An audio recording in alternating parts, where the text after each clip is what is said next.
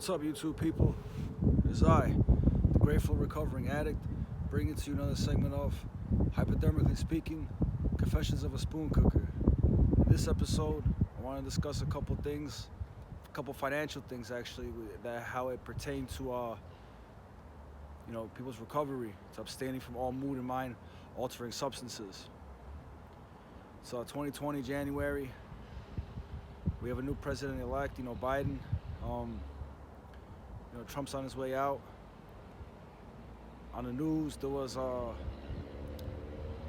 something of interest saying that how they approved, or Biden's people approved, another $1,400 to be given to the American people in the form of a stimulus check. And they're gonna bump up the unemployment from 300 extra a week on top to 400. So that's good and bad, because think about it. It's good now because you have the money.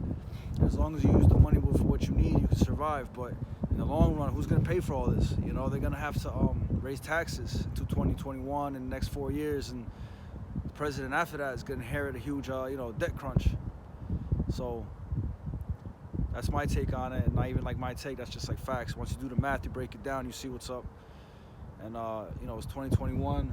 At the end of January, people are going to be getting their W-2 forms for their taxes, to do their taxes this year. And a lot of people, including myself, we were collecting unemployment last year in the midst of the beginning of that pandemic, and the government was giving us extra $600 on top. You got to pay taxes on that, right? See, like when I applied for unemployment, I always make sure, I only collected unemployment twice in my life, but I always make sure to check that box where I give them 10% every week, because that 10% they take is like federal tax, And then when they do your taxes, if you don't do it, you owe money, basically. So my whole point is that people, including myself, who were collecting that $600 on top, you got to pay taxes on that, right? So, and that's going to catch a lot of people off guard, because people who never really knew anything about taxes, they're going to go file it, or they're going to go somewhere where they have someone file it for them. A lot of us going to end up owing the government money. This is just the beginning. Well, it's been going on. It's like watching a slow train wreck, And 2021 is going to be very difficult. If we haven't learned anything from 2020, you're going to learn today, Taxes, finances, people need jobs. The government is not really doing a whole lot to stimulate the economy. It's like they think they solved the problem by giving us money. A lot of people don't know what to really do with the money. A lot of people, too, in active addiction, were getting that money and continue to stay in active addiction, drinking and drugging and whatnot, I thank God I got clean 2019, and I made it all 2020 without picking up anything, bottle, drug, anything, drink or a drug. Mind is clearer. I'm able to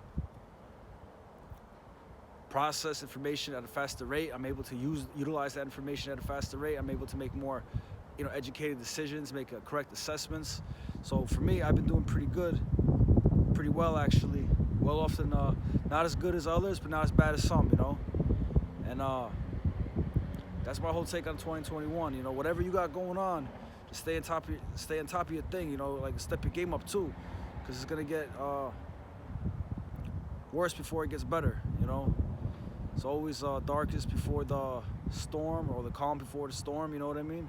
So my advice, I'm nobody, you shouldn't even really listen to me, but all I can tell you is that my advice, I'm entitled to my opinion. I know what to say about opinions. Everyone got one. But I wouldn't be at where I'm at without following the suggestions I was given, and by reading some of the literature, and just by applying common sense,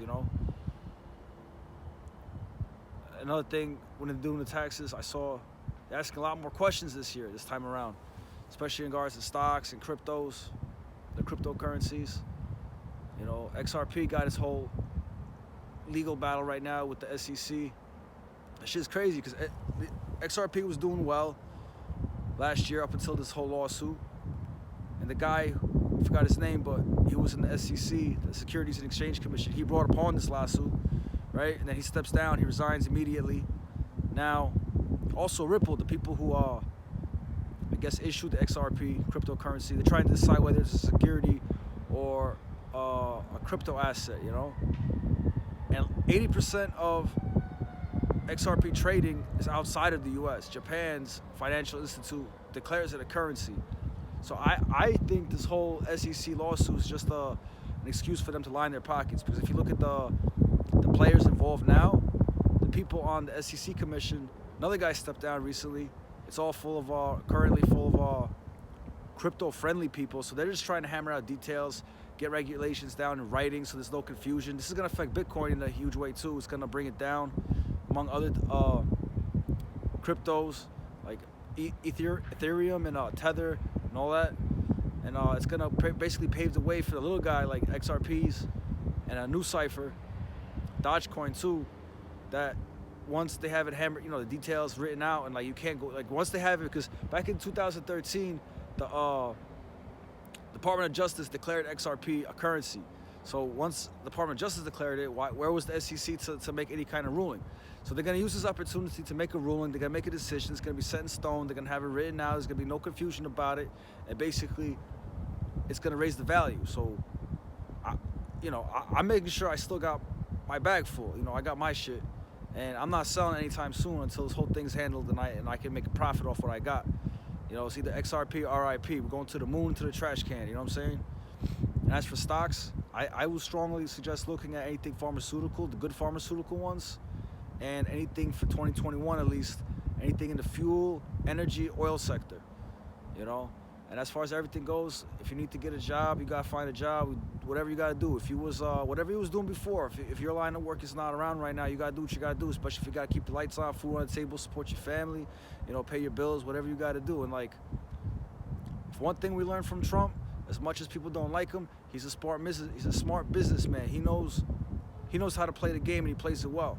There was an article that said, in the last, I think, 20 years, every person that became a U.S. president except Trump went into office with X amount of dollars, and when they left their presidency, when their presidency was ending, they left with X plus one, more money, right? So whatever they started out with with $1 billion, they left with $2 billion, whatever the actual numbers are. And Trump, he went in with 3.7, I believe, and he left with 3, so he left with less. He left with X minus 1. So how does that make any sense? But anyway, this is the Grateful Recovering Addict, just bringing you another segment of Hypodermically Speaking, Confessions of a Spoon Cooker. These are just some things I wanted to talk to you guys about today. So listen, you guys continue to stay tuned, continue to stay positive, because I'm going to do the same, and I'll catch you guys in the next video.